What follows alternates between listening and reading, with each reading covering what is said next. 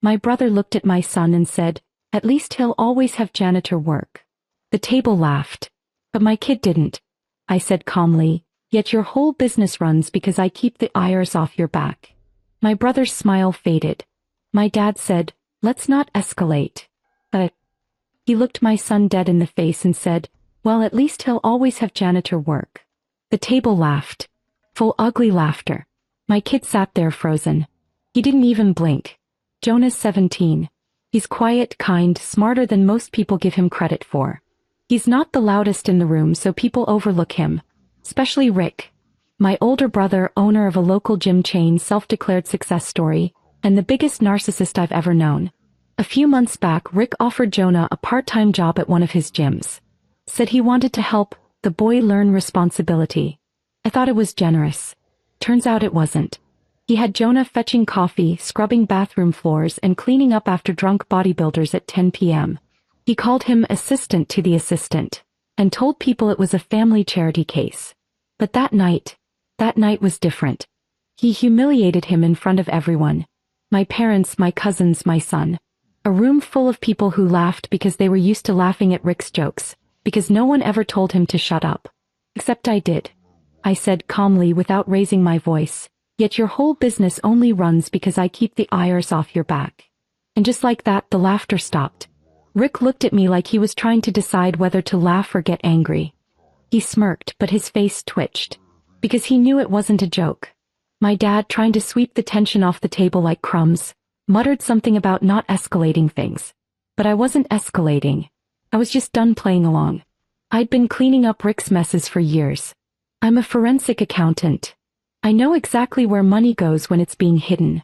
I know what gym equipment looks like on paper when it's written off 6 times under different LLCs. I know what happens when you pay your trainers under the table and write off cash bonuses as consulting fees. I've known for years. And I kept my mouth shut. Because family. But that night, watching Jonah stare at his plate, cheeks red, eyes wet, something in me broke. The next morning, I woke up early, made coffee, opened my laptop, and downloaded 3 years' worth of Rick's financial files. By 9:30 a.m., I had a meeting booked with a friend at the IRS. This wasn't about revenge. Not yet. It was about finally doing what I should have done the first time Rick made my son bring him lunch and clean puke off the locker room floor just to laugh about it in the break room. Rick's text came through while I was still sitting in the IRS parking lot. "Did you do something? It just said someone from the Treasury contacted them about our contractor records. What the hell is going on?" I stared at the screen for a while before locking it and putting my phone face down on the passenger seat. Let him sweat. An hour earlier, I'd walked out of the IRS field office with an empty folder in my hand and a very full silence in my head. The kind of silence that settles in when something's already been set in motion and there's no stopping it. Aaron, the agent I met with, didn't smile once. Didn't need to. He wasn't surprised by anything I showed him. The invoices, the duplicate equipment expenses, the cash-only consulting fees to names that don't exist. The fake subcontractors, the gym expansion projects that never happened, the personal vacations listed as leadership retreats. "This isn't even subtle," he said. "Your brother's either arrogant or stupid. Possibly both." I didn't disagree. Back in my office, I printed every version of the monthly books Rick had ever asked me to tweak. Just to keep everything clean. Just to smooth out some numbers. The lies were layered but not hidden. That's the thing about arrogant people. They don't hide what they don't think they'll be punished for. By day 3, Rick had gone from silence to subtle panic. The downtown gym, his flagship, got hit with a surprise inspection. IRS agents walked in, asked for payroll records, contract files, and identity verification on over 20 part-time staff. Jonah was working when it happened. No warning. No heads up from Rick. Just men in suits asking questions about who paid him, how he was paid, and whether he received benefits. He said no to all 3. He came home with his backpack half-zipped and asked me why federal agents were talking to him about gym paperwork. That's when I told him the truth. I laid it all out. Every lie I'd been covering for Rick. Every red flag I should have reported years ago. Every moment I'd ignored because I didn't want to start family problems. I told Jonah I should have spoken up the first time his uncle made him clean up vomit off a locker room floor while calling it character building. He didn't say much. He just nodded and said he didn't feel bad about it. Not even a little. Rick's meltdown came 2 days later. It was a Saturday. I was in the kitchen with the window open when I heard tires screech outside. I didn't think much of it until I heard the car door slam and fists hitting my front door like he was trying to wake the dead. I opened it and there he was, face flushed, eyes wild. "You have no idea what you've done to me," he said. Not hello. Not can we talk. Just straight to the accusation. I let him stand there. He kept going. Said there were full audits happening now. Said he had to pull bank statements for 5 different LLCs and half of them didn't match their tax filings. Said his lawyer was asking questions he didn't know how to answer. He said one of his employees, someone I didn't even know, had already lawyered up and was cooperating with investigators. "Fix it," he said. "You know how to. You got us into this, you can get us out." I looked at him and said, "No, Rick. I got myself out." That's when he realized it was over. Not just the audit, the protection, the safety net, the free labor. I shut the door. And that was the last time Rick stood on my porch. The next week was quiet, too quiet. I knew Rick wasn't going to go down without throwing punches. But he also knew better than to try anything obvious. When a man's being audited by the IRS and chased by the Department of Labor, there's only so much bluffing he can do. Then one by one the cracks widened. A former manager at one of his gyms went public. He posted a long thread online with screenshots of pay stubs, withheld bonuses, texts from Rick where he joked about cutting corners and paying people under the table. The post blew up in local fitness circles. Some of the employees jumped in confirming it. A few admitted they'd never signed official contracts. Clients began canceling their memberships. The gyms started hemorrhaging money. Meanwhile, I kept working, not for Rick but on my own books. I took his company off my client list. I updated every contract I'd signed in the past year and had a lawyer look over my own paper trail just to make sure nothing tied me to his schemes. I wasn't worried. I'd never signed anything shady. Rick always gave me verbal instructions. That was his way of staying clean. Until it wasn't. The final nail didn't come from me. It came from someone inside. Apparently one of his former accountants, a guy named Marcus I'd never even met, flipped. He handed over emails where Rick had instructed him to delete invoice records and recreate tax summaries. There were receipts, bank transfers, an entire set of fake books parallel to the ones he sent to the IRS. That was enough. A federal investigation was opened. I got a call from Aaron, the agent I'd spoken to, letting me know that Rick was officially under review for fraud, misclassification of workers, and falsifying tax records. There were potential charges. Possibly jail time depending on what else turned up. I didn't tell Jonah any of that. Not yet. He was doing better. He'd stopped slouching around the house. Started going to therapy, quietly on his own. One afternoon I walked into his room and found a whiteboard full of ideas for a business he wanted to start. Nothing complicated, just a local courier service for small businesses. Simple, fast, reliable. He even had a logo drawn up. I asked if he was serious. He said yeah, actually he was. So I helped him set it up. Filed the paperwork, got him an LLC, helped him build a simple website and rent a small storage unit for supplies. I didn't do the work for him, I just gave him the tools. For once he looked like he believed he could do something that mattered. A week later Rick's lawyer called me. I didn't pick up but he left a message. Something about misunderstandings, possible overreach, a chance to clarify certain numbers. He wanted to meet. Said Rick was willing to talk. I deleted the voicemail. Rick wasn't interested in making anything right. He wanted me to fix what he broke. But there was nothing left to fix. His gyms were going under. His reputation was trashed. His fake employees were testifying. His financial lifeline was gone. And I wasn't stepping in this time. 3 weeks after the audit started, Rick's name hit the news. A local paper ran the headline, "Popular gym chain owner under federal investigation for tax fraud, employee abuse." It wasn't just the money stuff anymore. Former employees started coming forward with stories that had nothing to do with taxes and everything to do with who Rick really was. Threats over withheld pay, harassment, a trainer who'd torn her ACL at work and was told she wasn't technically full-time, so no coverage. Another who claimed Rick made him pay under the table for equipment damage that was already broken when he got there. Each story chipped away at his golden boy image. The guy who always showed up to family dinners bragging about his grind, talking about how no one handed him anything. Except they had. I did. He wasn't a self-made anything.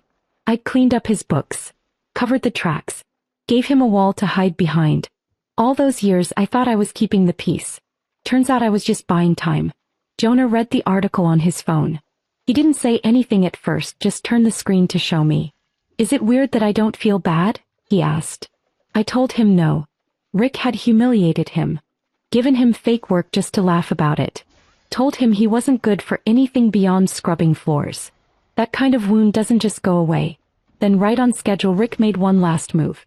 I got a letter in the mail. Not an email, not a text. A physical letter, typed, folded, signed. It wasn't an apology. It was a threat, dressed up like a legal notice. His lawyer claimed that I had violated confidentiality by disclosing internal financial records.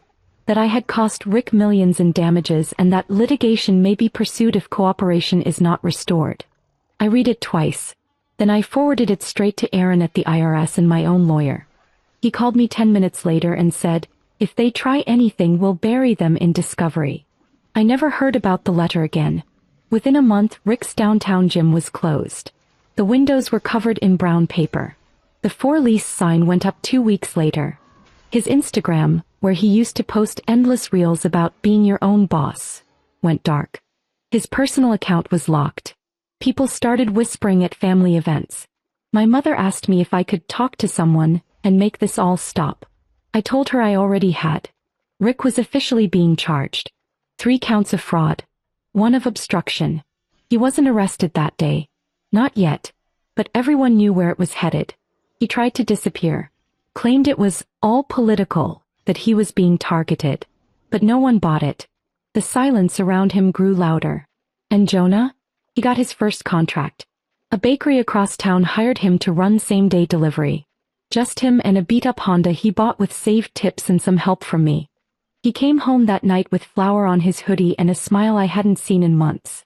We were sitting on the couch watching TV when he looked over and said, "You didn't have to do all that." I told him, "I didn't do it for you. I did it because it needed to be done." And that was the truth.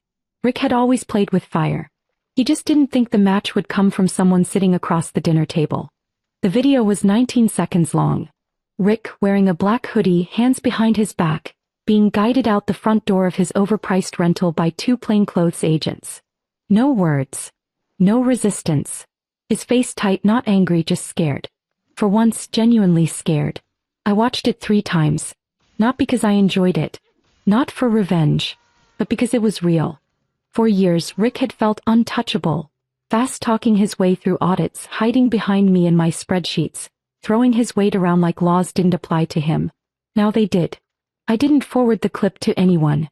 Didn't comment, didn't post. I sat there in my kitchen, my phone face down on the counter, and let the silence wash over the space Rick used to occupy in my life. The arrest wasn't just for tax fraud. It had grown. The charges included falsified records, misclassification of employees, labor violations, obstruction, and the big one, conspiracy. Turns out Rick didn't act alone. One of his managers flipped, handed over recorded conversations. They had him cold.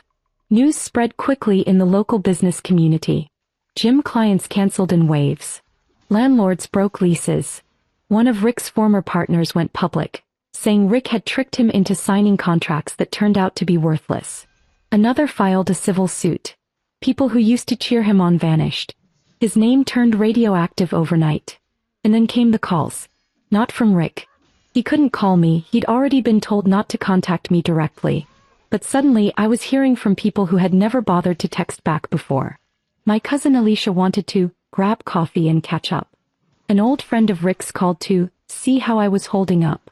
Even one of Rick's former accountants sent me a message saying, "Honestly, I always wondered how you put up with him. You deserve peace." But the most surreal call came from my mother. She didn't ask how I was. She didn't ask how Jonah was doing. She asked one question. "Why are you doing this to your brother?" Even after everything. Even after the arrest, the evidence, the headlines. She still thought I had turned on him. That I was the villain in this story. I told her the truth. I didn't do this to him. He did this to himself. I just stopped helping him get away with it. She didn't know what to say. That was the first time in my adult life my mother had nothing to say. Rick's first court appearance was closed to the public, but the documents were released a week later. His lawyer tried to paint him as someone burdened by rapid business growth, who had made mistakes and was misguided, not malicious. But the numbers told a different story.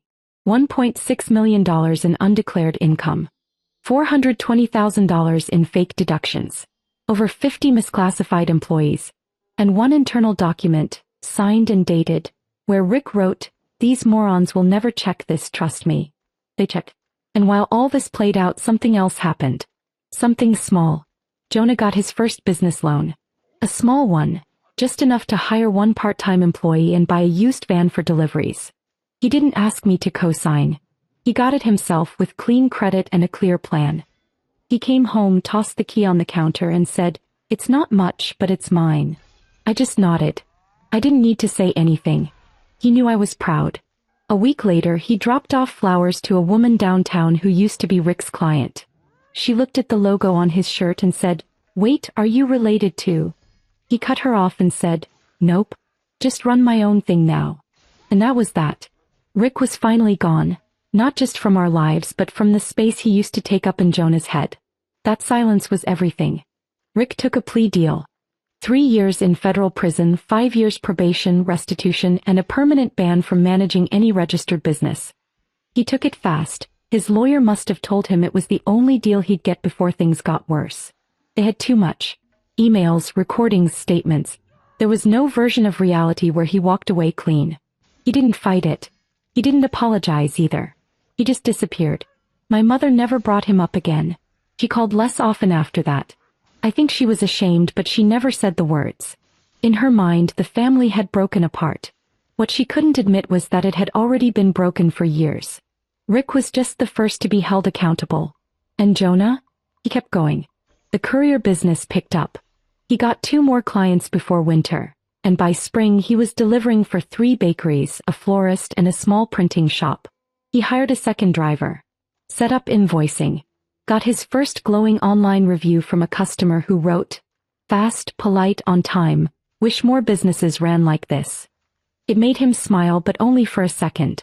He was already thinking about ways to improve the route efficiency. That's how he works now. Quiet, steady forward. One afternoon I came home and found him in the garage, organizing his supplies into plastic tubs, labeling everything. There was something about the way he moved, calm, focused, that hit me harder than all the courtroom paperwork ever did. I asked him how it was going. He shrugged and said, "Not bad." That was the biggest difference. He wasn't trying to prove anything anymore. Rick used to walk into a room like he needed it to clap. Jonah walked into rooms now like he didn't need permission to be there. He earned that. A few months later I got a letter in the mail. Handwritten. I knew the handwriting immediately, Rick's. I didn't open it. I didn't need to. I dropped it straight in the trash. Because some things don't need closure. Some things don't deserve it. He got what he earned. Not because of what he did to me, but because of what he did to my son. I gave him chances. I gave him silence. I gave him cover. But he took Jonah's dignity and turned it into a punchline. And that's where the story ends. Not with revenge. Not with some grand finale. But with my son out there on his own terms, driving a delivery van through the city with his name on the side. Free. Finally.